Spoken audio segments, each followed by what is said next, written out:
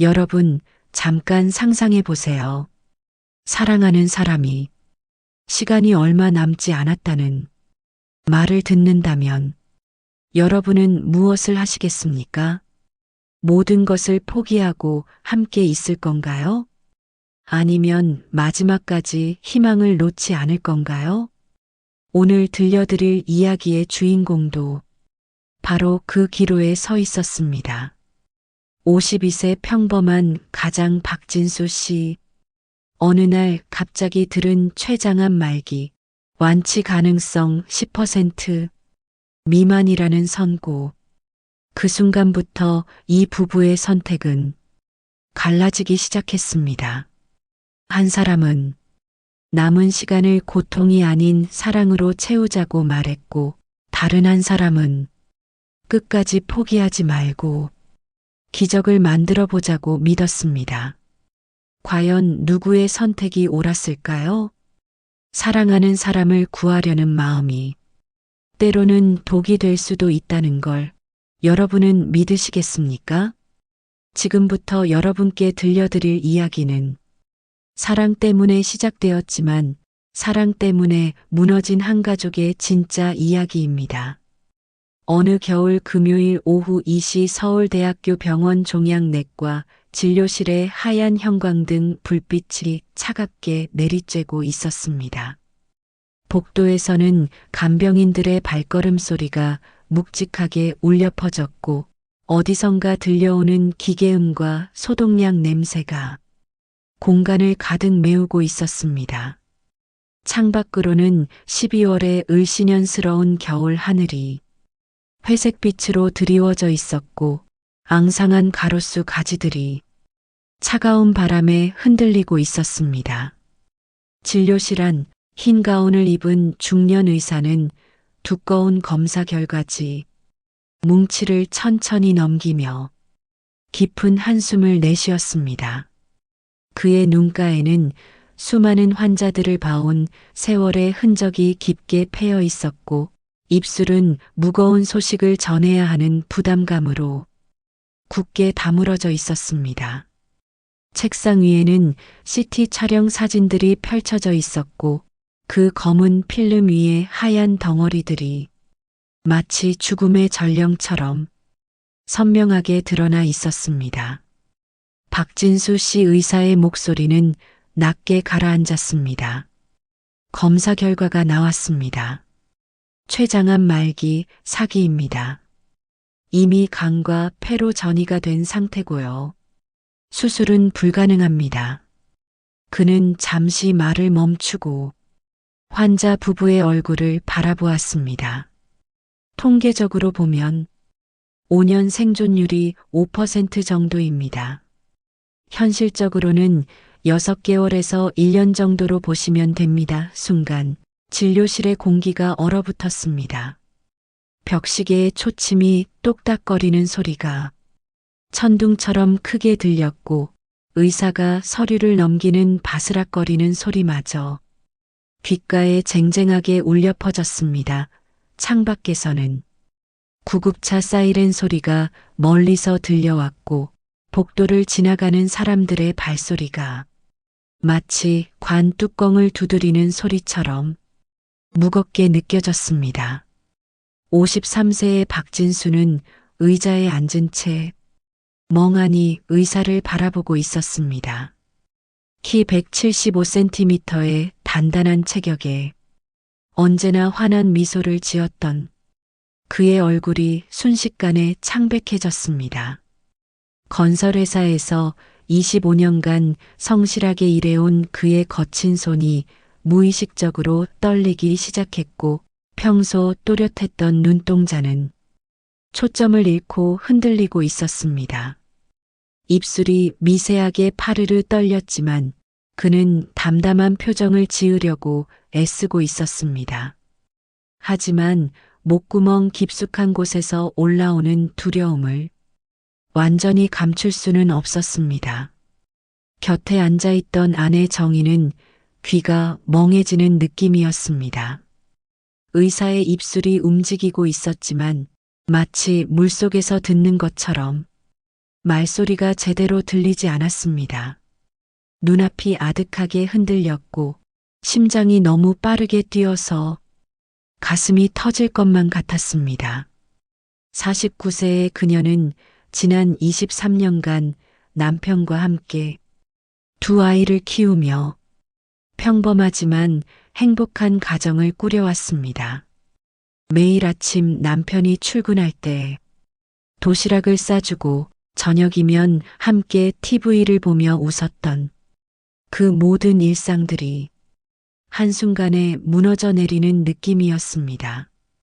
그녀의 손끝은 얼음장처럼 차갑게 식어갔고 무릎이 후들후들 떨렸습니다.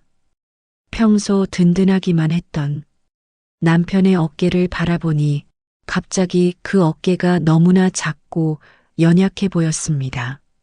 세상에서 가장 믿음직스러웠던 그 남자가 이제는 지켜주어야 할 존재가 되어버린 것입니다. 선생님, 정의의 목소리는 떨렸습니다. 다른 방법은 정말 없는 건가요? 해외에서 새로운 치료법이 있다고 들었는데 면역 치료나 표적 치료는 어떤가요? 아니면 다른 병원에서 그녀의 목소리는 점점 작아졌지만 그 안에는 마지막 희망이라도 붙잡고 싶은 간절함이 가득 담겨 있었습니다. 의사는 고개를 천천히 저었습니다. 현재로서는 항암 치료가 최선입니다. 하지만 췌장암은 워낙 진행이 빠르고 말씀드린 대로 이미 다른 장기로 전이된 상태라서 그는 잠시 말을 멈추고 깊이 숨을 들이쉬었습니다. 많이 힘드실 겁니다. 마음의 준비를 하셔야 합니다. 그리고 가족들과 보내는 시간을 소중히 여기시길 바랍니다. 그 말을 듣는 순간 정희는 마치 벼랑 끝에서 떨어지는 것 같은 느낌이었습니다. 세상 모든 것이 무너져 내리는 듯 했고 숨쉬기조차 힘들었습니다. 진수는 아내의 떨리는 손을 꽉 잡으며 억지로 미소를 지어 보였지만 그의 손바닥 역시 차가운 땀으로 축축해져 있었습니다. 병원 복도를 걸어 나오는 길, 정희의 다리는 솜덩이처럼 힘이 빠졌습니다.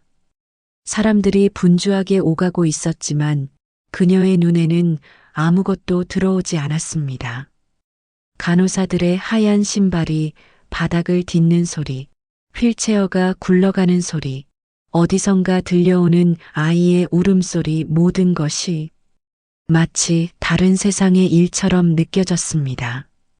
복도 벽에 붙어 있는 희망을 잃지 마세요라는 문구가 오히려 더 잔혹하게 느껴졌습니다. 무릎이 풀려 벽에 몸을 기댄 정희는 흐릿해진 시야 속에서 오직 남편의 뒷모습만 보였습니다. 25년 전 첫 만남에서부터 지금까지 언제나 그녀를 지켜주던 그 든든한 등이 갑자기 너무나 쓸쓸하고 외로워 보였습니다. 엘리베이터를 기다리는 남편의 모습을 보니 그가 얼마나 충격받았는지 알 수 있었습니다. 평소 꼿꼿했던 어깨가 구부러져 있었고 뒷목의 머리카락 사이로 하얀 것들이 더 많이 보이는 것 같았습니다. 집으로 돌아가는 지하철 안에서 부부는 한마디 말도 나누지 못했습니다. 지하철의 덜컹거리는 소리, 사람들의 웅성거리는 소리 사이에서 그들만 조용한 섬처럼 떨어져 있었습니다. 정희는 창문에 비친 남편의 얼굴을 바라보며 눈물을 삼켰고 진수는 바닥만 내려다보며 주먹을 꽉 쥐고 있었습니다. 그날 밤 집에 도착한 후에도 부부는 제대로 된 대화를 나누지 못했습니다. 평소라면 저녁 준비를 하고 TV를 보며 하루 있었던 일들을 이야기했을 텐데 그날은 모든 것이 다르게 느껴졌습니다. 냉장고 돌아가는 소리, 시계 초침 소리, 윗집에서 들려오는 발소리, 평소에는 신경 쓰지 않았던 작은 소리들이 모두 크게 들렸습니다. 대학교 2학년인 큰아들 민준이와 고등학교 3학년인 딸 수진이는 부모님의 표정을 보고 무언가 심각한 일이 일어났음을 직감했습니다. 하지만 감히 물어볼 용기가 나지 않았습니다. 평소 집안을 환한 웃음으로 가득 채웠던 아버지의 모습은 온데간데 없고 어머니는 계속 부엌일만 하고 있었습니다. 진수는 작은 방으로 들어가 컴퓨터를 켜고 최장암이라는 단어를 검색하기 시작했습니다. 검색 결과에 나타나는 글들은 모두 절망적이었습니다. 침묵의 살인자, 5년 생존율 5%, 조기 발견이 어려운 암 하나하나 읽어갈 때마다 마음이 더욱 무거워졌습니다. 환자들의 후기를 읽어보니 대부분 진단 후 1년을 넘기지 못했다는 이야기뿐이었습니다. 하지만 그 사이에서도 희망적인 글들이 눈에 들어왔습니다. 기적적으로 3년째 생존 중 항암 치료 효과를 보고 있다. 긍정적인 마음가짐이 중요하다. 진수는 그런 글들을 하나하나 저장하며 마음을 다잡으려 했습니다. 그는 가족들 앞에서만큼은 무너지고 싶지 않았습니다. 항암 치료는 일주일 후부터 시작되었습니다. 서울대병원 12층 종양내과 병실, 하얀 벽과 하얀 침대, 그리고 각종 의료기기들로 가득한 공간이었습니다. 창밖으로는 한강이 흘러가는 모습이 보였지만 12월의 강물은 회색빛으로 을씨년스럽게 흐르고 있었습니다. 병실 안에는 항상 소독약 냄새가 진동했고 각종 기계에서 나오는 전자음이 끊임없이 울려 퍼졌습니다. 링거 스탠드의 바퀴가 바닥을 굴러가는 소리, 간호사들의 발걸음 소리, 어디선가 들려오는 다른 환자들의 신음소리, 모든 것이 진수에게는 삶과 죽음의 경계선 같이 느껴졌습니다. 첫 번째 항암 주사가 시작되는 날, 진수는 병원 가운으로 갈아입고 침대에 누워 있었습니다. 간호사가 혈관 주사를 놓기 위해 바늘을 찾고 있었는데 평소 굵었던 그의 혈관이 스트레스로 인해 잘 보이지 않았습니다.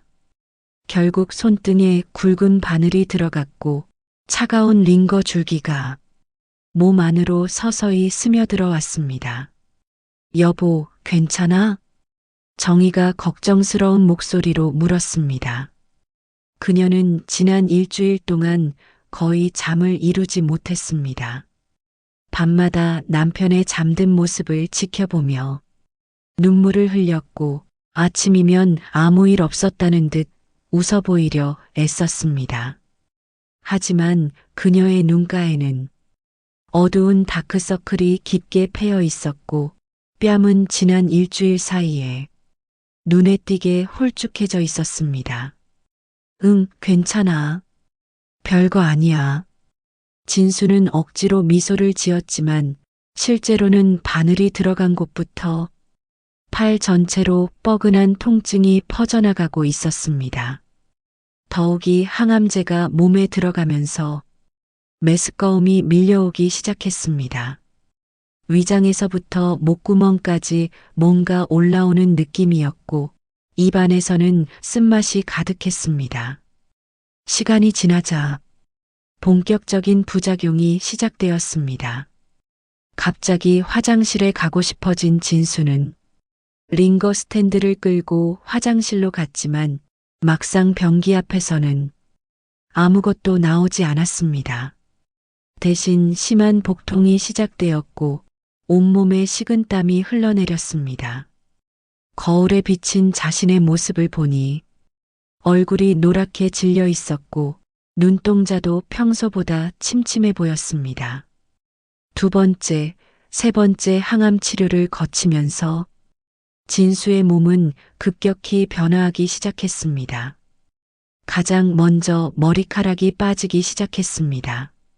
아침에 베개를 보면 검은 머리카락들이 가득 붙어 있었고 샤워를 하면 배수구가 머리카락으로 막힐 정도였습니다. 거울 앞에 서는 것이 두려워질 만큼 이마가 넓어졌고 정수리 부분은 거의 민머리가 되어버렸습니다. 여보, 나 이렇게 변해버렸네. 진수가 거울에 비친 자신의 모습을 바라보며 낮게 한숨을 내쉬었습니다. 평소 풍성했던 머리카락은 이제 듬성듬성 몇 가닥만 남아 있었고 얼굴도 약에 부어서 이전과는 전혀 다른 사람 같았습니다. 25년 전 젊은 시절 사진 속의 자신과는 너무나 달라진 모습이었습니다. 아니야, 당신은 여전히 내 남편이야. 변한 건 아무것도 없어. 정희는 억지 미소를 지으며 고개를 저었습니다. 하지만 그녀의 목소리는 떨리고 있었습니다. 사실 그녀도 변해버린 남편의 모습을 보며 마음 한편으로는 당황하고 있었습니다. 하지만 절대 그런 모습을 남편에게 보여줄 수는 없었습니다. 더욱 힘든 것은 식사 문제였습니다. 항암제의 부작용으로 입맛이 완전히 변해버렸고 평소 좋아하던 음식들도 모두 이상한 맛으로 느껴졌습니다.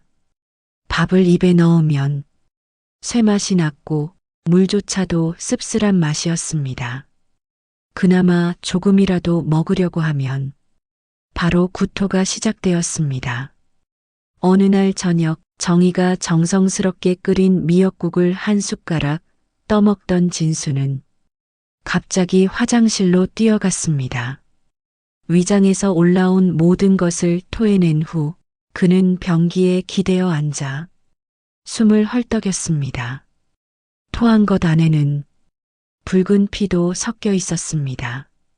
여보, 괜찮아? 문 앞에서 걱정스러운 정희의 목소리가 들렸습니다. 응, 괜찮아. 잠깐만. 진수는 대답했지만 사실은 무릎에 힘이 빠져서 일어날 수도 없는 상태였습니다. 거울에 비친 자신의 모습을 보니 얼굴은 창백하게 질려 있었고 입가에는 토한 흔적이 남아 있었습니다. 네 번째 항암 치료 후부터는 몸무게가 급격히 빠지기 시작했습니다. 원래 75kg였던 체중이 65kg로 그리고 60kg까지 떨어졌습니다. 얼굴은 뺨이 움푹 들어가면서 광대뼈가 도드라져 보였고 목과 어깨 부분은 뼈가 그대로 드러났습니다. 평소 입던 옷들은 모두 헐렁해져서 한 치수씩 작은 옷을 새로 사야 할 정도였습니다. 가장 힘든 건 밤 시간이었습니다. 통증 때문에 잠을 제대로 이룰 수 없었고 진통제를 먹어도 효과는 일시적이었습니다. 새벽 2시, 3시가 되면 어김없이 통증이 시작되었습니다. 복부 깊은 곳에서부터 시작된 통증이 등 쪽으로 옆구리로 퍼져나갔습니다. 마치 뜨거운 쇠막대기로 속을 지지는 것 같은 느낌이었습니다. 아야. 진수가 이불을 꽉 움켜쥐며 신음을 내뱉었습니다. 옆에서 잠들어 있던 정희가 깨어났습니다. 여보, 또 아파? 진통제 먹을까? 아니야, 괜찮아. 조금 있으면 나아질 거야. 하지만 진수의 이마에는 굵은 땀방울이 맺혀 있었고 얼굴은 고통으로 일그러져 있었습니다. 정희는 남편의 등을 살살 문지르며 물수건으로 이마의 땀을 닦아주었습니다. 병원에서 받아온 진통제를 물과 함께 건넸지만 진수는 고개를 저었습니다. 진통제를 너무 많이 먹으면 몸에 무리가 갈까봐 걱정됐던 것입니다. 제발 약이라도 먹어. 이렇게 아파하는 거 보니까 내가 더 힘들어. 정희의 목소리에는 울음이 섞여 있었습니다. 지난 2달 동안 그녀도 거의 잠을 이루지 못했습니다. 남편이 아파할 때마다 함께 깨서 간병을 했고 낮에는 병원에 다니느라 정신이 없었습니다. 이런 상황이 계속되자 집안 분위기도 무거워졌습니다. 큰아들 민준이는 대학교를 휴학하고 아르바이트를 시작했습니다. 병원비와 생활비를 벌기 위해서였습니다. 딸 수진이도 대학 진학을 포기하고 취업을 생각하기 시작했습니다. 집안의 경제 상황이 빠르게 악화되고 있었기 때문입니다. 항암 치료 비용만 한 달에 200만 원이 넘게 들어갔습니다. 거기에 각종 검사비, 입원비, 약값까지 더하면 월 300만 원은 좋게 필요했습니다. 진수는 병가를 내고 치료에 전념하고 있었지만 회사에서 나오는 급여는 절반밖에 되지 않았습니다. 평생 모아둔 적금을 하나씩 해지하기 시작했고 보험금도 미리 타서 치료비에 보탰습니다. 5번째 항암 치료가 끝난 후 담당 의사는 부부를 불러 검사 결과를 설명했습니다. 안타깝게도 항암 치료 효과가 기대했던 만큼 나타나지 않고 있습니다. 종양의 크기는 줄어들지 않았고 오히려 일부 부위에서는 더 커진 것 같습니다. 의사의 표정은 무거웠습니다. 다른 항암제로 바꿔서 치료해 볼 수도 있지만 부작용은 더 심할 수 있습니다. 그 말을 들은 순간 정희의 다리에 힘이 빠졌습니다. 정희의 다리에 힘이 빠졌습니다. 지난 3개월 동안 온갖 고생을 했는데 효과가 없다는 것이었습니다. 효과가 없다는 것이었습니다. 그렇다면 지금까지의 고통은 모두 헛된 것이었단 말인가요? 그럼 앞으로 얼마나 더? 정희가 떨리는 목소리로 물었습니다. 현재 상태로는 물론 환자분의 의지와 체력에 따라 달라질 수는 있지만 의사는 말끝을 흐렸습니다. 진수는 담담하게 고개를 끄덕였습니다. 감사합니다. 선생님 알겠습니다. 하지만 집에 돌아온 후 진수는 더 이상 참을 수가 없었습니다. 화장실에 들어가 문을 잠근 후 그는 목 놓아 울었습니다. 3개월에서 6개월. 아직 대학생인 아들과 고등학생인 딸을 두고 떠나야 한다는 현실이 너무나 잔혹했습니다. 아내와 함께 늙어가며 손자, 손녀들을 보고 싶었던 소박한 꿈들이 모두 물거품이 되어버렸습니다. 그날 밤 진수는 잠들지 못하고 창밖을 바라보고 있었습니다. 12월의 서울 하늘에는 별이 거의 보이지 않았지만 멀리서 비행기가 지나가는 불빛이 깜빡거리고 있었습니다.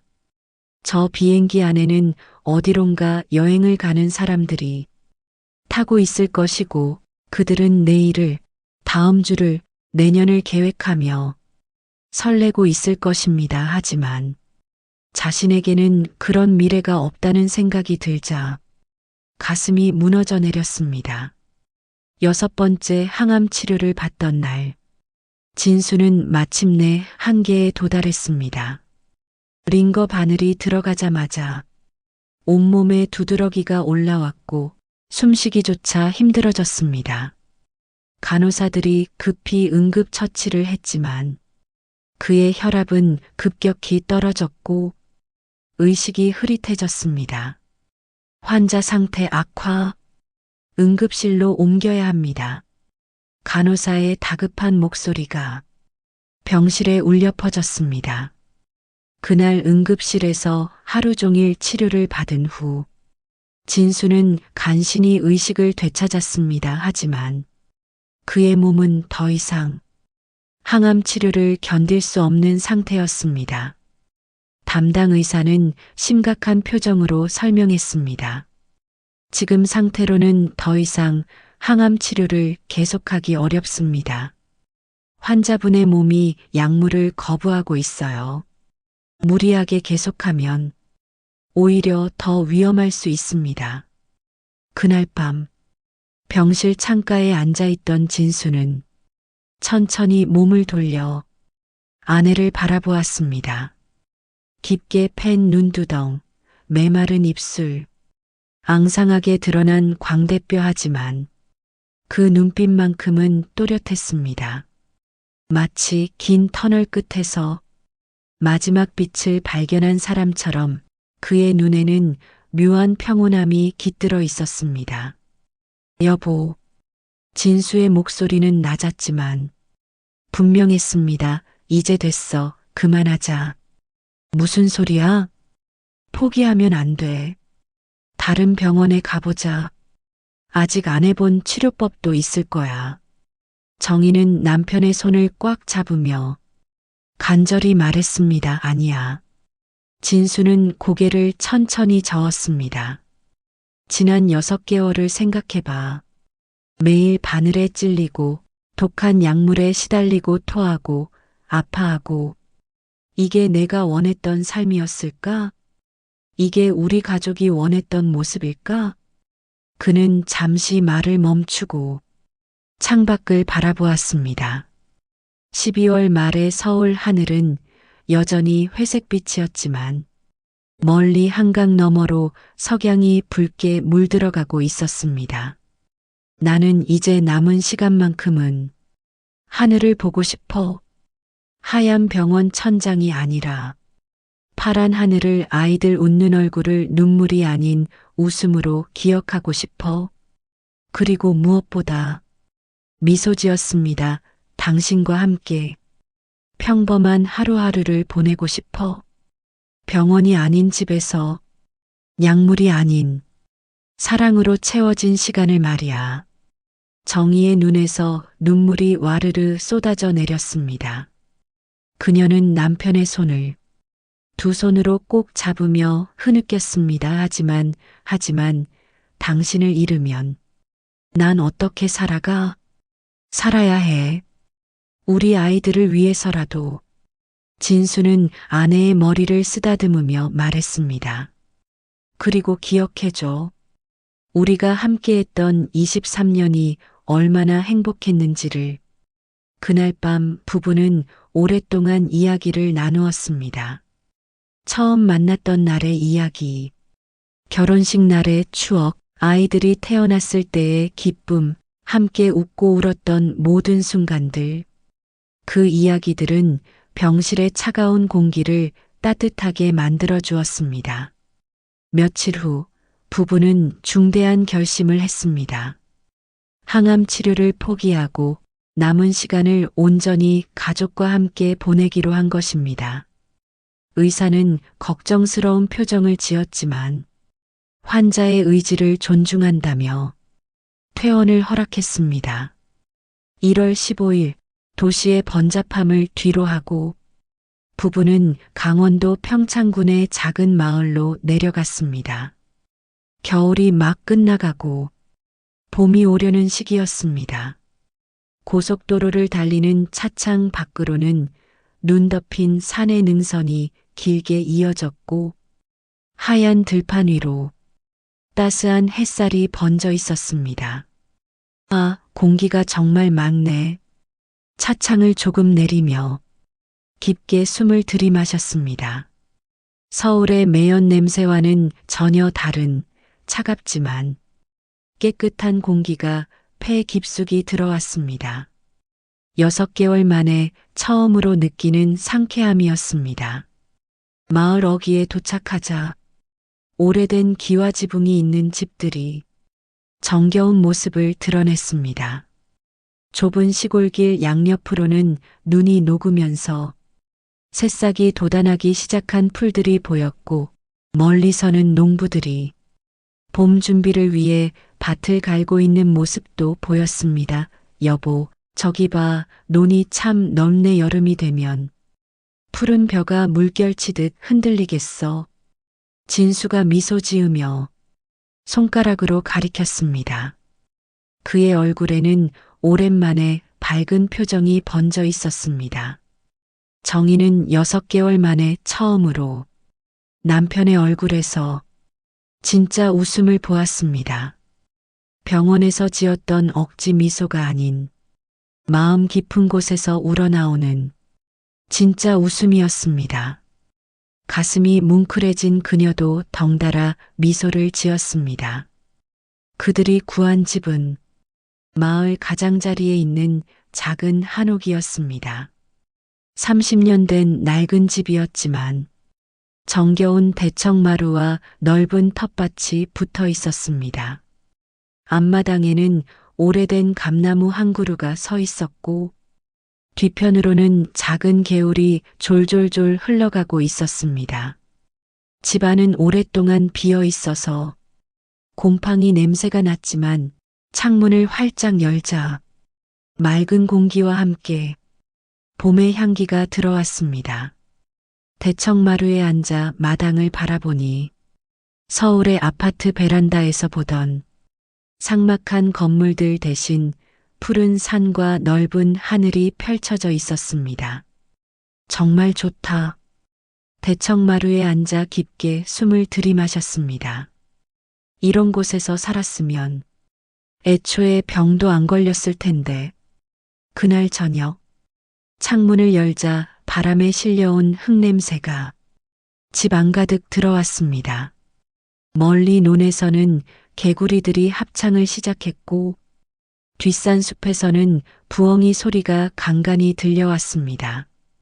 도시의 자동차 소리, 공사 소리 대신 자연의 소리로 가득한 밤이었습니다. 여보, 들어봐. 개구리들이 노래하네. 정희가 남편 옆에 앉으며 말했습니다. 응. 어릴 때 시골 할머니 댁에서 들었던 그 소리 같아. 진수는 눈을 감고 귀를 기울였습니다. 그날 밤 부부는 오랜만에 깊은 잠에 빠졌습니다. 병원의 기계음과 다른 환자들의 신음소리 대신 자연의 소리만이 그들을 감싸주었습니다. 진수는 몇 달 만에 처음으로 진통제 없이도 잠들 수 있었습니다. 이튿날 아침 진수는 새벽 5시에 눈을 떴습니다. 병원에서의 습관 때문인지 일찍 깨어났는데 창밖으로 보이는 풍경에 깜짝 놀랐습니다. 동쪽 산 너머로 해가 떠오르고 있었고 하늘 전체가 황금빛으로 물들어 있었습니다.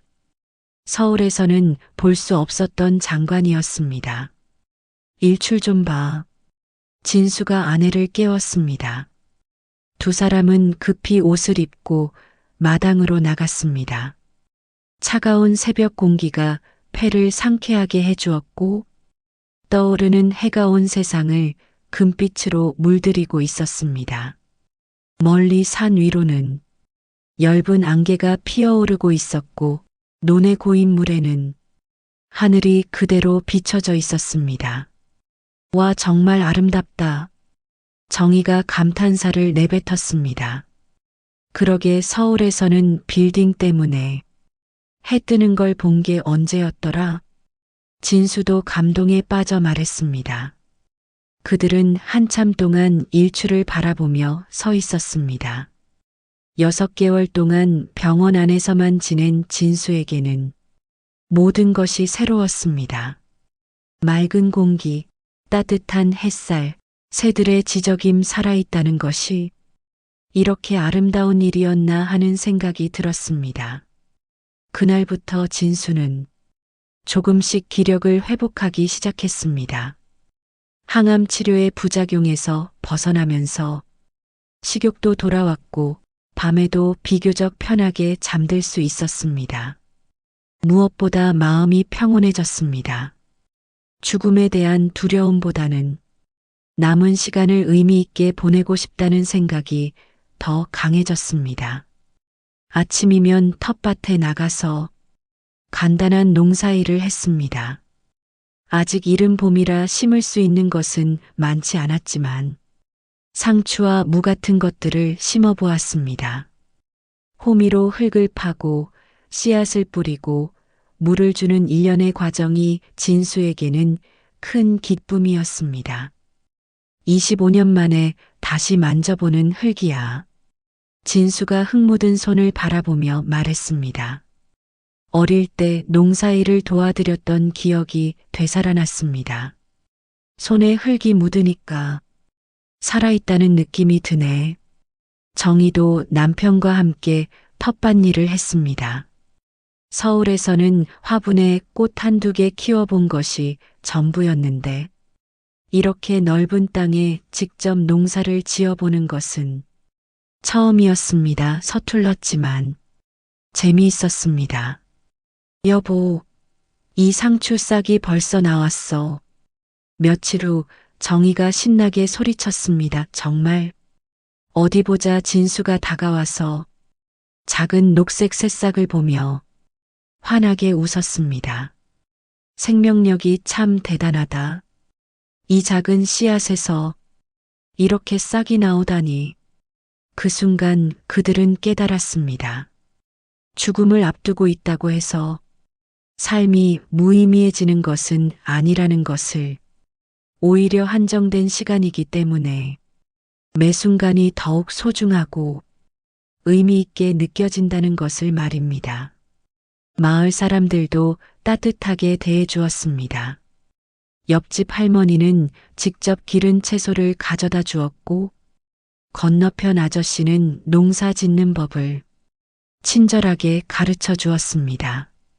서울에서는 옆집에 누가 사는지도 몰랐는데 이곳에서는 마을 전체가 한 가족 같았습니다. 아프시다고 들었는데 많이 좋아지셨네요. 마을 이장님이 찾아와서 말했습니다. 역시 시골 공기가 약이에요. 천천히 쉬면서 완전히 나으세요. 진수는 고맙다고 인사했지만 속으로는 복잡한 심경이었습니다. 완전히 나을 수는 없다는 것을 알고 있었기 때문입니다. 하지만 마을 사람들의 따뜻한 마음만으로도 충분히 위로가 되었습니다. 3월이 되자 봄이 본격적으로 시작되었습니다. 앞마당의 감나무에 새순이 돋았고 텃밭의 채소들도 무럭무럭 자라났습니다. 진수는 매일 아침 텃밭을 둘러보는 것이 일과가 되었습니다. 어제보다 조금씩 자란 새싹들을 보면서 생명의 신비로움을 느꼈습니다. 여보, 이 무잎이 벌써 이만큼 자랐어. 진수가 손바닥만한 무잎을 보여주며 자랑했습니다. 정말 빨리 자라네. 우리가 심은 상추로 쌈해 먹을 날도 얼마 안 남았겠어. 정희도 뿌듯한 표정을 지었습니다. 그들의 하루는 단순했지만 충실했습니다. 아침에는 함께 일출을 보고 오전에는 텃밭 일을 하고 점심은 간단히 먹고 오후에는 마을을 산책하거나 집에서 함께 책을 읽었습니다. 저녁에는 대청마루에 앉아 하루 있었던 일들을 이야기하고 밤에는 별을 바라보며 잠들었습니다.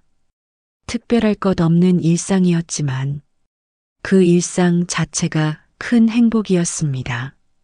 병원에서의 그 절망적이고 고통스러운 날들과는 정반대였습니다.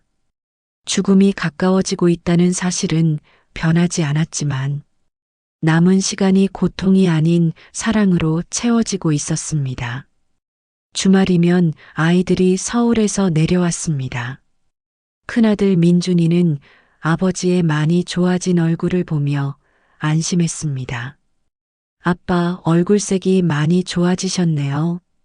여기 와서 정말 잘 된 것 같아요. 그럼 스트레스도 없으니까 몸이 좋아질 수밖에. 진수는 웃으며 대답했습니다.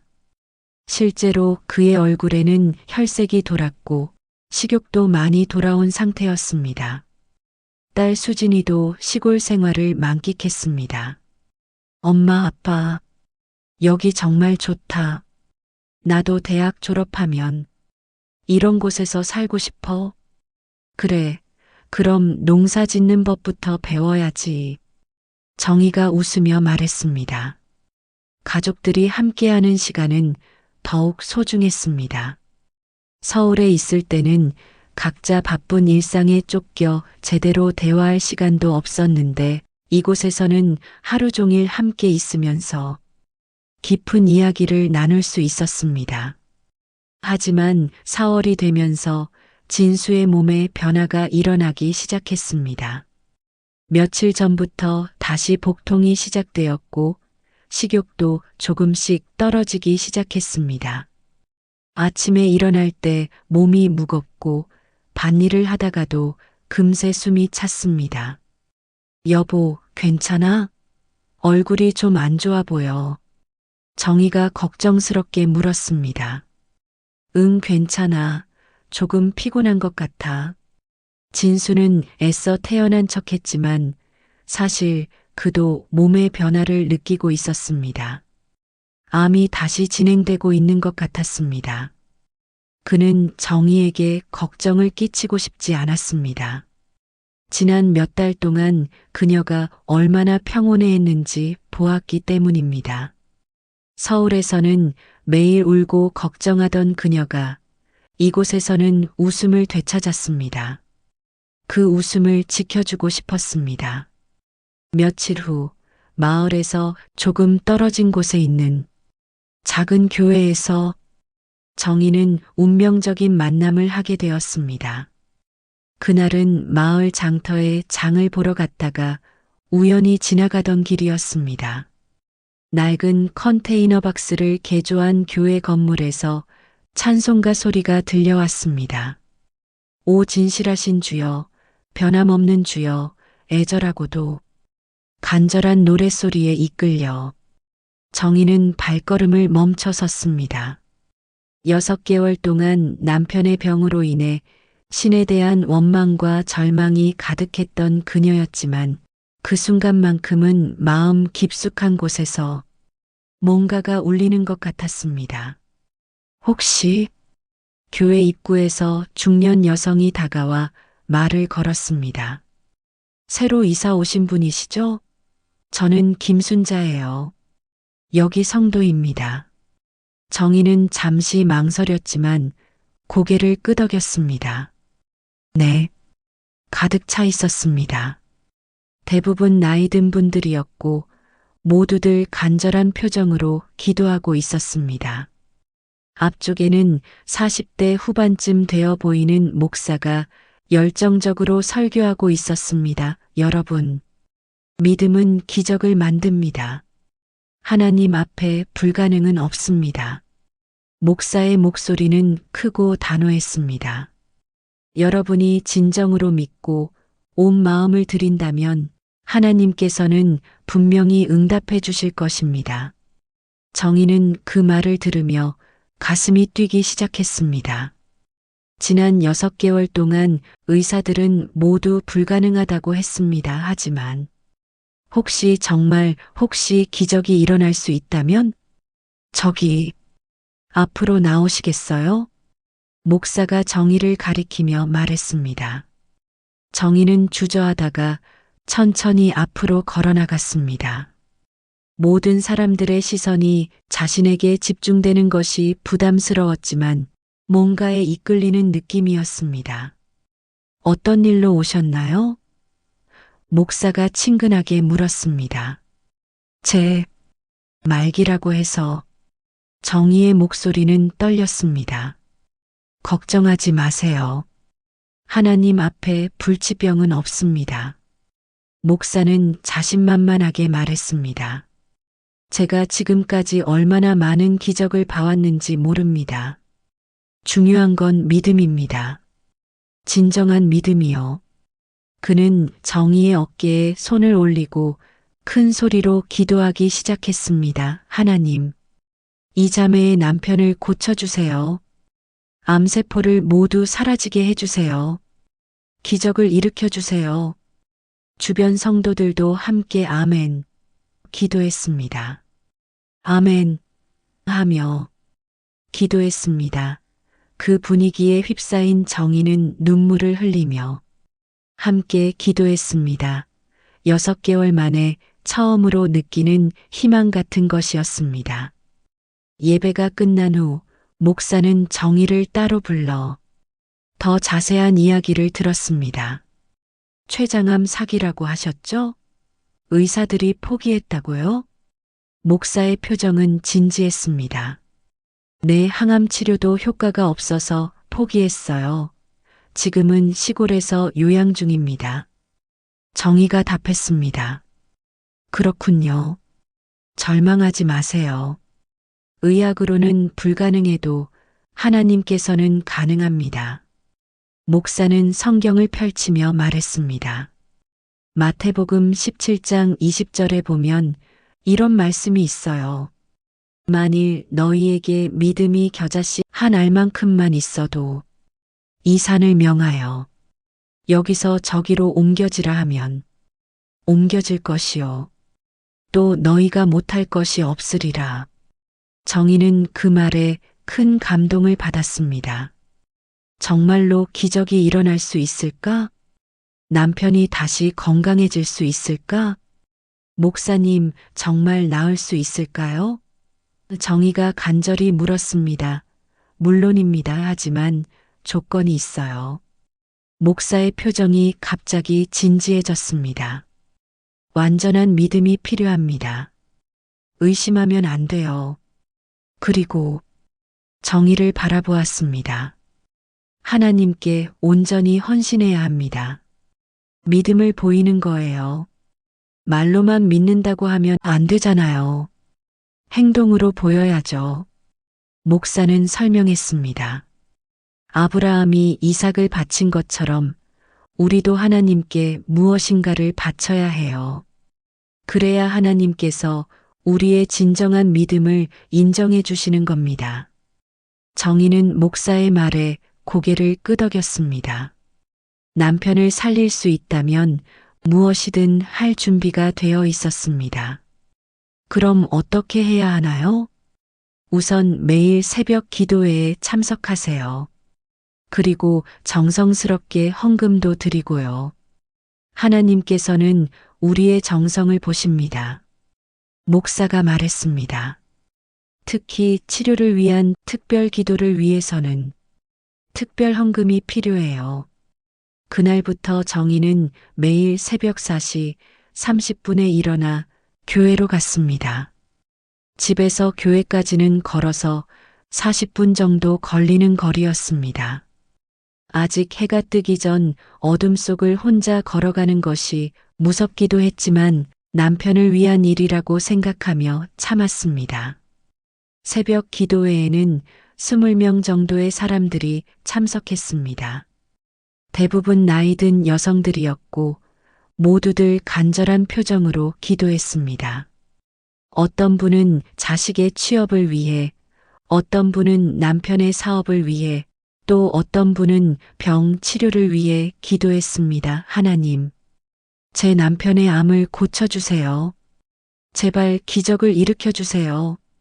정희는 무릎을 꿇고 온 마음을 다해 기도했습니다. 눈물을 흘리며 2시간씩 기도하다 보면 어느새 해가 떠올랐습니다.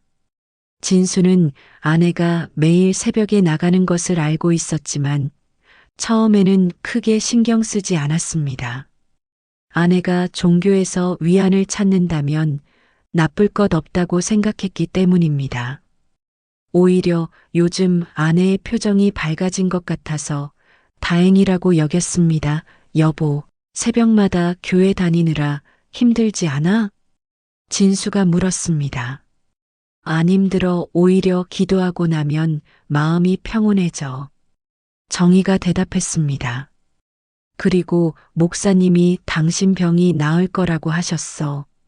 믿음만 있으면 기적이 일어날 수 있다고. 진수는 쓴웃음을 지었습니다. 의학적으로는 불가능하다는 것을 알고 있었지만 아내의 희망을 꺾고 싶지는 않았습니다. 그래, 그럼 열심히 다녀. 나도 기적이 일어났으면 좋겠다. 일주일 후 목사는 정희를 다시 불러 특별한 제안을 했습니다. 자매님, 요즘 기도 열심히 하시는 모습 보기 좋아요. 하나님께서도 분명 보고 계실 거예요. 목사의 목소리는 친근했습니다. 그런데 말이에요.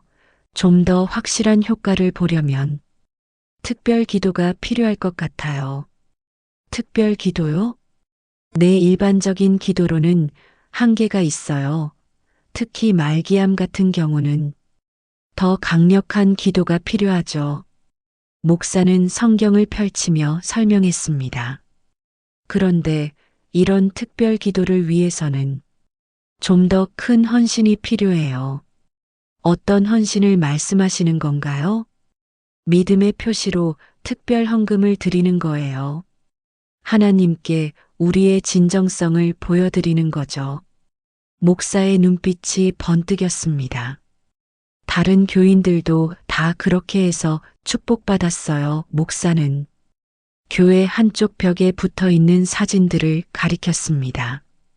여러 사람들이 목사와 함께 찍은 사진들이었고 아래에는 간증문들이 붙어 있었습니다. 저 김 여사님은 아들이 취업이 안 돼서 고생하다가 1,000만 원 특별 헌금을 드렸더니 한 달 만에 대기업에 취직했어요. 저 박 집사님은 남편 사업이 망해가다가 2,000만 원 헌금 드렸더니 사업이 대박 났고요. 정희는 그 간증들을 보며 가슴이 뛰었습니다. 정말로 기적들이 일어나고 있는 것 같았습니다. 그럼 저는 얼마나 드려야 할까요? 음암이 워낙 중한 병이니까 목사는 잠시 고민하는 척하더니 말했습니다. 우선 500만 원 정도 드려보세요. 그리고 효과를 보면서 더 드리시고요. 500만 원 정희에게는 적지 않은 돈이었습니다. 하지만 남편의 생명과 비교하면 아무것도 아니었습니다. 알겠습니다. 준비해서 가져오겠습니다. 그날 집에 돌아온 정희는 비장한 각오로 통장을 확인했습니다. 비상금으로 모아둔 돈이 800만 원 정도 있었습니다. 그중 500만 원을 헌금으로 드리기로 결심했습니다. 정희는 500만 원을 현금으로 뽑아서 교회에 가져갔습니다. 목사는 그 돈을 받으며 환한 웃음을 지었습니다. 자매님의 믿음이 정말 대단해요. 하나님께서 분명 응답해 주실 거예요. 목사는 정희의 손을 잡고 간절히 기도했습니다. 하나님, 이 자매의 헌신을 보셨습니다. 남편의 암을 고쳐주세요. 그날부터 정희는 더욱 열심히 기도했습니다. 새벽 기도회뿐만 아니라 오후 기도회, 저녁 기도회까지 빠지지 않고 참석했습니다. 하루에 6시간씩 교회에서 기도하는 날들이 계속되었습니다. 아내의 변화를 조금씩 느끼기 시작했습니다. 예전에는 함께 텃밭일도 하고 대청마루에 앉아서 이야기도 나눴는데 요즘은 하루 종일 교회에 있어서 얼굴 보기가 힘들었습니다. 여보, 요즘 너무 교회에만 있는 것 같은데 집에서도 조금 쉬어. 지금이 중요한 때야. 목사님이 곧 기적이 일어날 거라고 하셨어. 정희의 눈빛은 이전과 달랐습니다. 뭔가에 완전히 빠져 있는 것 같았습니다. 그래도 너무 무리하지는 마. 몸이 상할 수도 있어. 괜찮아. 당신을 살리기 위해서라면. 이 정도는 아무것도 아니야. 정희는 단호하게 말했습니다. 한 달 후, 목사는 정희에게 더 큰 요구를 했습니다. 자매님, 남편분 상태가 어떠세요?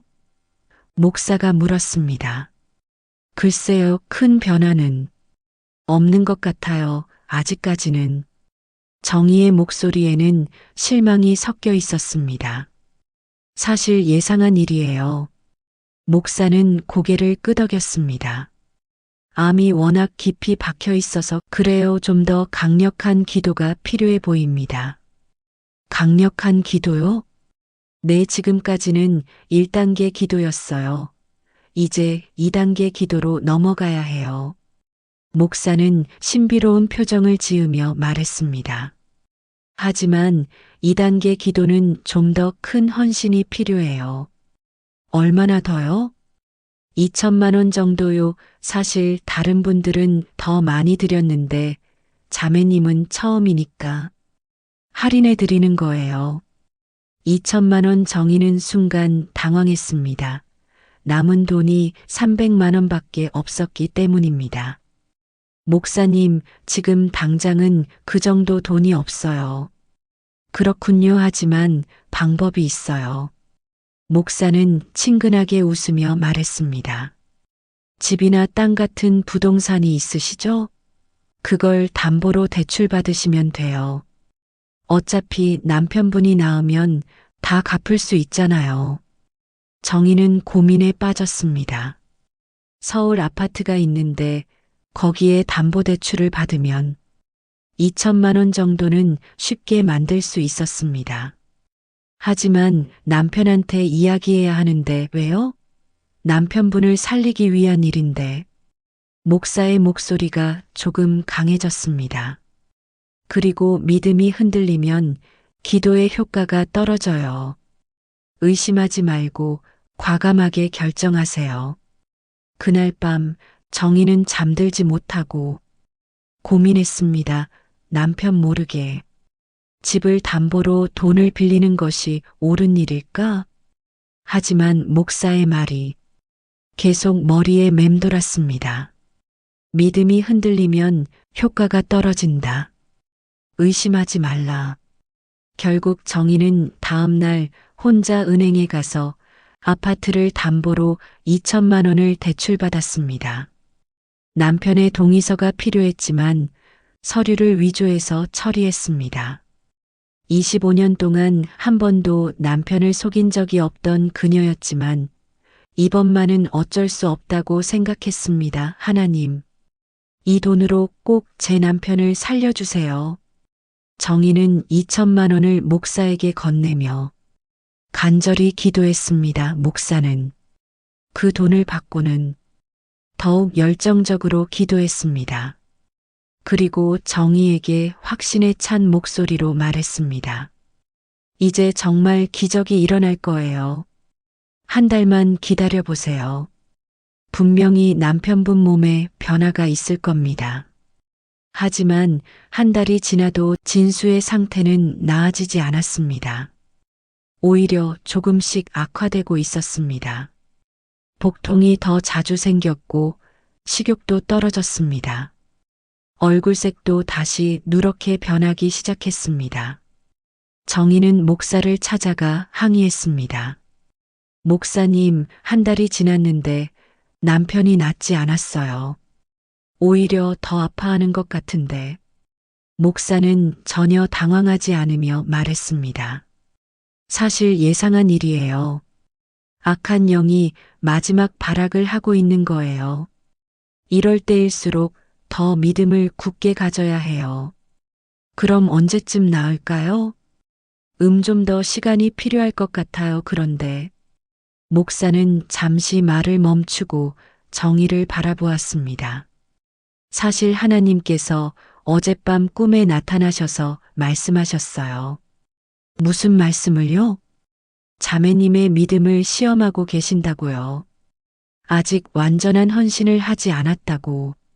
목사는 심각한 표정을 지었습니다. 마지막 단계의 헌금이 필요해요. 마지막 단계요? 네, 5천만 원이에요. 이걸 드리면 확실히 나을 거예요. 하나님께서 직접 약속하셨거든요. 5천만 원 정의는 머리가 어지러웠습니다. 이미 2,500만 원을 헌금했는데 또 5천만 원이라니. 목사님, 그런 돈이 어디 있어요? 집을 팔아야 할 것 같은데. 그렇다면 파시죠. 남편 생명보다 집이 더 중요한가요? 목사의 목소리에는 책망하는 투가 섞여 있었습니다. 아브라함도 아들을 바쳤잖아요. 자매님도 그 정도 믿음은 가져야죠. 정희는 혼란스러웠습니다. 집을 판다는 것은 너무 큰 결정이었습니다. 하지만 목사의 말이 계속 머리에 맴돌았습니다.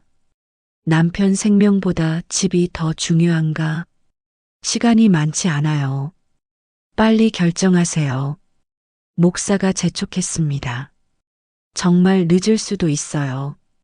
그날 밤 정희는 진수에게 조심스럽게 말을 꺼냈습니다. 여보, 서울 집을 팔까 생각 중이야. 갑자기 왜? 우리 집인데. 진수는 놀란 표정을 지었습니다. 여기 시골에서 살기로 했잖아. 어차피 서울 집은 필요 없고 그 돈으로 치료비도 마련하고. 정희는 얼버무렸습니다. 치료비는 이미 충분히 있잖아. 보험금도 받았고. 진수는 의아해했습니다. 그래도 혹시 모르니까 새로운 치료법이 나올 수도 있고. 진수는 아내의 표정에서 뭔가 이상함을 느꼈지만 깊이 추궁하지는 않았습니다. 아내가 자신 때문에 스트레스 받는 것 같아서 마음이 아팠습니다. 그래, 내가 그렇게 생각한다면. 하지만 너무 서두르지는 말자. 하지만 정희는 이미 마음을 정하고 있었습니다. 다음 날 서울로 올라가서 부동산에 집을 내놓았습니다. 6억 원 정도 되는 아파트였지만 급히 팔아야 해서 5억 5천만 원의 매물을 내놓았습니다. 일주일 후 집이 팔렸습니다. 대출금 3억을 제외하고 2억 5천만 원이 손에 들어왔습니다. 정희는 그중 5천만 원을 현금으로 뽑아서 교회에 가져갔습니다. 목사님, 가져왔어요. 정희가 두꺼운 현금 뭉치를 건네며 말했습니다. 목사는 그 돈을 받고는 매우 기뻐했습니다. 자매님, 정말 대단한 믿음이에요. 이제 정말로 기적이 일어날 겁니다. 하지만 또 한 달이 지나도 진수의 상태는 나아지지 않았습니다. 오히려 더욱 악화되었습니다. 이제는 걷기도 힘들어졌고 식사도 거의 하지 못했습니다. 체중은 50kg까지 떨어졌고 뼈만 앙상하게 남아 있었습니다. 어느 날 진수는 집에서 쓰러졌습니다. 정희가 교회에서 돌아와 보니 남편이 마루에서 의식을 잃고 있었습니다. 여보, 여보, 정신 차려. 정희가 남편을 흔들며 소리쳤습니다. 간신히 의식을 되찾은 진수는 힘없이 말했습니다. 여보, 병원에 가야겠어. 가까운 병원으로. 급히 이송된 진수는 응급실에서 검사를 받았습니다. 의사는 심각한 표정으로 설명했습니다. 암이 상당히 진행됐습니다. 이제 집중 치료가 필요할 것 같은데 서울 큰 병원으로 가시는 게 좋겠어요. 정희는 당황했습니다. 집을 팔아서 생긴 돈 중 5천만 원은 이미 헌금했고 나머지 2억은 목사에게 더 큰 기적을 위해 맡겨둔 상태였습니다. 당장 치료비를 댈 돈이 없었습니다. 여보, 돈이. 정희는 말끝을 흐렸습니다. 돈? 우리 집 팔았잖아. 그 돈으로 진수가 힘없이 말했습니다. 정희는 대답할 수 없었습니다. 그 돈이 모두 교회로 들어갔다는 것을 차마 말할 수 없었습니다. 그날 밤 정희는 목사를 찾아갔습니다. 목사님, 급한 일이 생겼어요. 남편이 쓰러져서 병원에 가야 하는데 제가 맡긴 돈 좀 돌려주세요. 목사의 대답은 예상과 달랐습니다. 자매님, 그 돈은 이미 하나님께 바친 거예요. 다시 가져갈 수는 없어요. 목사는 단호하게 말했습니다. 그리고 지금 의심하시면 안 돼요. 병원 치료보다 하나님의 치료가 더 확실해요. 남편이 지금 많이 아파해요. 제발 믿음을 가지세요. 의심하는 순간 모든 게 수포가 돼요. 목사가 큰 소리로 말했습니다. 하나님께서 시험하시는 거예요. 이럴 때일수록 더 믿어야 해요. 정희는 절망했습니다. 7,500만 원이라는 거금이 순식간에 사라졌고 남편은 죽어가고 있었습니다. 그제야 뭔가 잘못되었다는 것을 깨달았지만 이미 너무 늦었습니다. 집으로 돌아온 정희는 진수에게 모든 사실을 털어놓았습니다. 집을 팔아서 생긴 돈을 모두 교회에 헌금했다는 것, 목사가 기적을 약속했지만 아무 일도 일어나지 않았다는 것. 진수는 그 말을 들으며 절규했습니다. 절규했습니다. 정희야. 제발 정신 차려. 우리가 뭘 한 거야. 그의 목소리는 분노와 절망으로 가득했습니다. 집도 없고 돈도 없고 아이들 학비는 어떻게 할 거야. 미안해. 정희는 울면서 사과했습니다. 남편을 살리고 싶어서. 내가 살아난 건 신 때문이 아니야. 진수가 소리쳤습니다. 바로 너 때문이야. 내가 곁을 지켜줬기 때문이라고. 그런데 너는 지금 뭘 하고 있는 거야? 그날 밤 아이들이 급히 내려왔습니다. 아버지가 위독하다는 소식을 들었기 때문입니다. 하지만 그들을 기다리고 있던 것은 더 충격적인 진실이었습니다. 뭐라고요? 집을 팔아서 교회에 헌금했다고요? 큰아들 민준이가 믿을 수 없다는 표정으로 물었습니다. 엄마가 정말 그랬어요? 딸 수진이도 울먹이며 말했습니다. 정희는 고개를 숙이고 대답할 수 없었습니다. 제발 그만해요. 아빠가 원하는 건 그게 아니에요. 수진이가 울부짖었습니다. 우리 집은 어떻게 되는 거예요? 제 등록금은요? 민준이도 절망에 빠졌습니다. 가족들이 울부짖었지만 정희는 끝내 교회를 포기하지 못했습니다. 이미 너무 많은 것을 잃었기 때문에 지금에 와서 모든 것을 포기할 수는 없다고 생각했습니다. 그것이 자신의 모든 것을 부정하는 일 같았습니다. 분명 기적이 일어날 거야. 조금만 더 믿어보자. 정희는 중얼거렸습니다. 하지만 진수의 몸은 더 이상 버틸 수 없었습니다. 이제 음식은 물론 물도 제대로 마실 수 없었고 대부분의 시간을 잠든 채로 보냈습니다. 호흡도 점점 얕아졌고 의식도 흐릿해졌습니다. 어느 날 저녁 노을이 붉게 번지던 날이었습니다. 진수는 마지막 힘을 내어 가족들의 손을 잡았습니다. 그의 손은 뼈만 남아 있어서 차갑고 말랐습니다. 정희야, 그의 목소리는 바람처럼 가늘었습니다. 내겐 내가 전부야. 내가 떠나더라도 아이들만은 꼭 지켜줘. 그는 잠시 숨을 고르고 계속 말했습니다. 신이 아니라, 바로 내가, 돈이 아니라, 사랑이 기적이야. 그의 눈에서 마지막 눈물이 흘러내렸습니다. 여보야, 내가 원했던 기적은 3억 원이 아니었어. 그냥, 그게 내 평생 소원이었어. 그 말을 마지막으로 진수는 조용히 눈을 감았습니다. 6월 15일 저녁 7시 23분이었습니다. 정희는 남편의 차가워진 손을 잡고 오열했습니다. 23년간의 결혼 생활, 두 아이의 아버지, 그리고 자신의 인생 전부였던 남자가 떠났습니다. 그것도 집 한 채 없이 빈손으로 떠났습니다. 장례식은 초라했습니다. 돈이 없어서 화장만 하고 간단히 치렀습니다. 평소 진수를 아끼던 회사 동료들과 친구들이 찾아왔지만 정희는 그들을 제대로 맞이할 수도 없었습니다. 장례식이 끝난 후 진수가 남긴 유품을 정리하던 중 정희는 작은 수첩 하나를 발견했습니다.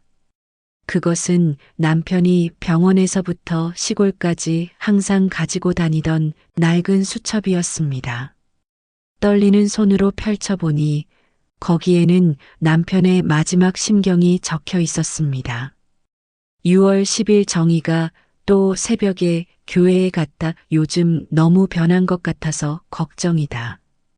예전처럼 함께 텃밭에 나가고 싶은데. 하지만 그녀가 위안을 찾는다면 막을 수는 없다. 6월 12일 몸이 많이 아프다. 시간이 얼마 남지 않은 것 같다. 정희에게는 말하지 못하겠다. 그녀가 더 괴로워할 것 같아서. 6월 14일 마지막 일기가 될 것 같다. 정희야, 미안하고 고맙다. 나를 이렇게까지 사랑해줘서. 기억해라, 살아있다는 건 곁에 있는 사람에게 감사하는 일이다. 그 한 줄을 읽는 순간 정희는 무너져 내렸습니다. 남편이 원했던 것은 기적이 아니라 그저 함께 있는 시간이었습니다. 그저 매일 아침 함께 일출을 보고 텃밭에서 함께 일하고 저녁에는 대청마루에 앉아 소소한 이야기를 나누는 것. 그것이 남편에게는 가장 큰 기적이었던 것입니다. 하지만 그녀는 그 소중한 시간들을 모두 교회에서 보내버렸습니다. 남편의 마지막 몇 달을 가장 소중했어야 할 그 시간들을 낯선 사람들과 함께 무의미한 기도로 채워버렸습니다. 정희는 수첩을 가슴에 안고 통곡했습니다. 모든 것이 늦었습니다. 며칠 후 아이들과 함께 앞으로의 생활을 계획해야 했습니다.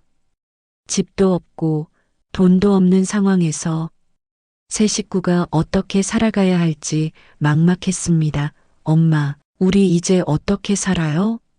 수진이가 눈물을 흘리며 물었습니다. 서울에 있던 전세금도 다 쓰셨잖아요. 제 등록금도 없고. 민준이도 절망에 빠져 있었습니다. 정희는 대답할 말이 없었습니다. 모든 것이 자신의 잘못이었습니다. 남편을 살리겠다는 명목으로 가족의 미래를 모두 걸어버린 것입니다. 그때 마을 이장님이 찾아왔습니다. 아주머니, 얼마나 힘드시겠어요. 그런데 말이에요. 이장님의 표정이 심각했습니다. 마을 사람들한테서 이상한 이야기를 들었어요. 무슨 이야기요? 그 교회 목사 말이에요. 사기꾼이라는 소문이 있어요. 몇 년 전에도 다른 지역에서 같은 짓을 하다가 쫓겨났다고 하더라고요. 이장님이 안타까운 표정으로 말했습니다. 정희의 머리에 벼락이 떨어지는 것 같았습니다. 그럼 지금까지 자신이 당한 것이 모두 사기였다는 말인가요? 확실한 건가요? 제가 직접 확인해 봤어요. 그 사람 진짜 이름은 김모 씨이고 목사 자격증도 가짜래요. 이미 경찰에서 수사 중이라고 하더라고요. 그 말을 들은 정희는 그 자리에서 기절할 뻔했습니다. 7,500만 원, 집 한 채 값을 사기꾼에게 넘겨준 것입니다. 남편의 마지막 몇 개월을, 그 소중한 시간을 가짜 종교에 빼앗긴 것입니다. 다음 날 정희는 교회를 찾아갔습니다. 하지만 그곳에는 아무도 없었습니다. 컨테이너 박스는 텅 비어 있었고 목사는 이미 돈을 들고 사라진 후였습니다. 벽에 붙어 있던 간증 사진들도 모두 사라져 있었습니다. 정희는 그 빈 교회 앞에서 오열했습니다. 모든 것을 잃었습니다. 남편도, 집도, 돈도, 그리고 가장 소중했던 마지막 시간들도. 경찰서에 신고를 했지만 목사는 이미 다른 지역으로 도망친 후였습니다. 같은 수법으로 여러 지역을 돌아다니며 사기를 치고 다니는 전문 사기꾼이었다고 했습니다. 돈을 되찾을 가능성은 거의 없었습니다. 절망에 빠진 정희는 며칠 동안 아무것도 하지 못했습니다. 밥도 먹지 못하고 잠도 이루지 못했습니다. 차라리 남편과 함께 죽어버리고 싶다는 생각까지 들었습니다. 하지만 남편의 수첩을 다시 읽으면서 정희는 마지막 힘을 얻었습니다. 살아있다는 건 곁에 있는 사람에게 감사하는 일이다. 남편은 죽기 직전까지도 그녀와 아이들을 걱정했습니다. 그리고 살아있는 사람들이 서로에게 감사하며 살아가기를 바랐습니다. 정희는 마음을 다잡았습니다. 비록 모든 것을 잃었지만 아직 아이들이 있었습니다. 남편이 그렇게 걱정했던 아이들을 지켜야 했습니다. 그날부터 정희는 새로운 삶을 시작했습니다. 우선 시골 마을에 남기로 했습니다. 서울로 올라가 봐야 집도 없고 일자리 구하기도 어려웠기 때문입니다. 마을 사람들이 도와주었습니다. 이장님은 빈집 하나를 저렴하게 얻을 수 있게 해주었고 옆집 할머니는 밭일을 가르쳐 주었습니다. 건너편 아저씨는 농사에 필요한 도구들을 빌려주었습니다. 우리가 도울 테니까 걱정하지 마세요. 마을 사람들의 따뜻한 위로가 정희에게는 큰 힘이 되었습니다. 정희는 작은 밭을 얻어서 농사를 시작했습니다. 처음에는 서툴렀지만 점점 요령을 익혀갔습니다. 상추, 무, 배추, 고추 직접 기른 채소들을 시장에 내다 팔면서 조금씩 생계를 유지해 나갔습니다. 큰아들 민준이는 대학을 휴학하고 서울에서 아르바이트를 했습니다. 등록금을 스스로 벌기 위해서였습니다. 딸 수진이도 대학 대신 취업을 택했습니다. 가족의 경제를 돕기 위해서였습니다. 이런 고생을 시켜서 정희는 아이들에게 계속 미안해했습니다. 엄마, 우리가 이겨낼 수 있어요. 수진이가 엄마의 손을 잡으며 말했습니다. 네, 엄마, 아빠가 보고 계시니까 우리 힘내야죠. 민준이도 어른스럽게 말했습니다. 힘든 시간들이었지만 가족들은 서로를 의지하며 버텨나갔습니다. 남편을 잃은 슬픔은 여전했지만 살아있는 사람들끼리 서로에게 감사하며 살아가려고 노력했습니다. 1년이 지났습니다. 정희는 이제 제법 능숙한 농부가 되어 있었습니다. 작은 밭에서 나오는 수확물로 생계를 유지하고 아이들도 각자의 자리에서 열심히 살아가고 있었습니다. 어느 날 저녁 정희는 남편과 함께 보았던 일출을 혼자 보러 나갔습니다. 동쪽 산 너머로 해가 떠오르고 온 세상이 황금빛으로 물들어갔습니다. 여보, 당신이 말한 기적이 뭔지 정희는 혼자 중얼거렸습니다. 매일 아침 해가 뜨는 것, 아이들이 건강하게 자라는 것, 이웃들이 도와주는 것, 이 모든 게 기적이었어. 그녀는 남편의 수첩을 다시 꺼내 읽어보았습니다. 살아있다는 건 곁에 있는 사람에게 감사하는 일이다. 이제야 그 말의 진정한 의미를 깨달았습니다. 살아있는 매 순간이 소중하고 곁에 있는 사람들이 얼마나 고마운 존재인지. 2년 후 정희는 마을에서 작은 상점을 열었습니다. 직접 기른 채소와 마을에서 나는 농산물들을 파는 가게였습니다. 규모는 작았지만 마을 사람들과 관광객들에게 인기가 좋았습니다. 아주머니가 기른 채소는 정말 맛있어요. 정성이 느껴져요. 단골 손님들이 칭찬해 주었습니다. 정희는 그런 말을 들을 때마다 뿌듯했습니다. 남편을 잃고 모든 것을 잃었지만 이제 새로운 삶을 만들어가고 있었습니다. 큰아들 민준이는 2년 늦게 복학해서 열심히 공부하고 있었습니다. 장학금을 받으면서 스스로 학비를 해결하고 있었습니다. 딸 수진이는 지역 농협에 취업해서 안정적인 직장을 얻었습니다. 엄마, 우리 이제 괜찮아요. 아빠도 안심하실 거예요. 아이들이 말할 때마다 정희는 가슴이 따뜻해졌습니다. 어느 날 정희에게 예상치 못한 소식이 들려왔습니다. 그 사기꾼 목사가 다른 지역에서 붙잡혔다는 것입니다. 수십 명을 상대로 수억 원의 사기를 친 혐의였습니다. 경찰은 정희에게 피해 신고를 하라고 했습니다. 돈을 되찾을 가능성이 생긴 것입니다. 하지만 정희는 오랫동안 고민했습니다. 물론 그 돈이 있다면 생활이 훨씬 나아질 것입니다. 하지만 그 일을 다시 떠올리고 싶지 않았습니다.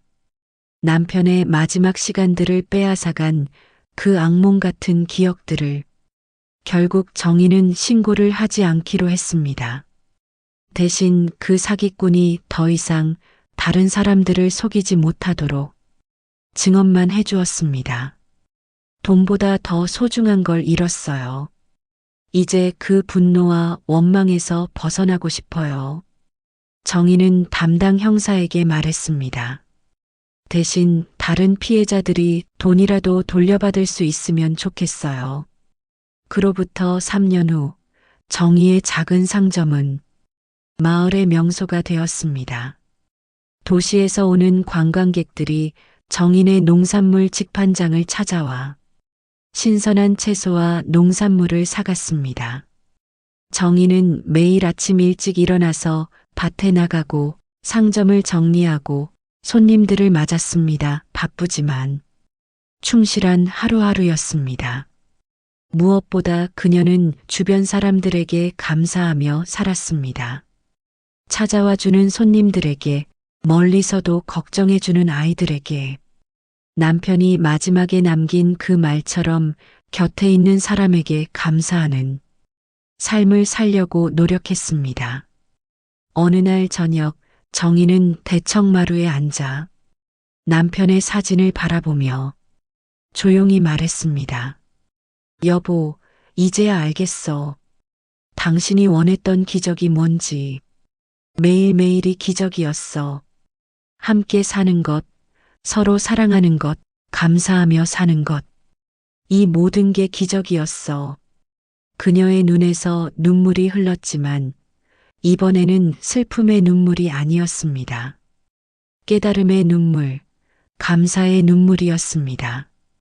5년이 흐른 지금 정희는 60살이 되었습니다. 머리에는 하얀 머리카락이 많이 늘었지만 얼굴에는 평온함이 깃들어 있습니다. 큰아들 민준이는 대학을 졸업하고 좋은 회사에 취직했습니다. 딸 수진이는 결혼해서 예쁜 손녀를 낳아주었습니다. 두 아이 모두 어머니를 자랑스러워합니다. 엄마, 정말 대단하세요. 그 힘든 시간을 이겨내시고. 민준이가 말할 때마다 정희는 고개를 저었습니다. 아니야. 엄마는 아무것도 안 했어. 그냥 살았을 뿐이야. 너희들과 이웃들이 도와줘서 살 수 있었어. 정희는 지금도 매일 아침 일출을 봅니다. 남편과 함께 보던 그 일출을 혼자서라도 계속 보고 있습니다. 그리고 그날 감사한 일들을 마음속으로 세어봅니다. 오늘 아침에도 해가 떴습니다. 건강하게 하루를 시작할 수 있습니다. 밭에서 자란 채소들이 파릇파릇합니다. 손님들이 웃으며 찾아와 줍니다. 아이들이 안부를 묻는 전화를 걸어줍니다. 이 모든 것들이 기적입니다. 특별한 일이 일어나지 않아도 평범한 하루하루가 모두 감사한 기적입니다. 정희는 이제 다른 사람들에게도 이런 이야기를 들려줍니다. 종교 사기를 당하지 않도록 주의하라고, 현재 곁에 있는 사람들을 소중히 여기라고. 하지만 무엇보다 중요한 것은 기적을 찾으려고 멀리 갈 필요 없어요. 바로 옆에 있는 가족, 친구, 이웃, 이웃 이 사람들이 모두 기적이에요. 정희는 종종 마을 사람들에게 말합니다. 그리고 가장 큰 기적은 오늘도 숨쉬고 있다는 것, 사랑하는 사람들과 함께 하루를 보낼 수 있다는 것이에요. 남편 진수가 떠난 지 5년이 지났지만 그가 마지막에 남긴 메시지는 여전히 정의의 삶을 이끌어주고 있습니다. 살아있다는 건 곁에 있는 사람에게 감사하는 일이다. 이 한 문장이 정의의 인생 철학이 되었습니다.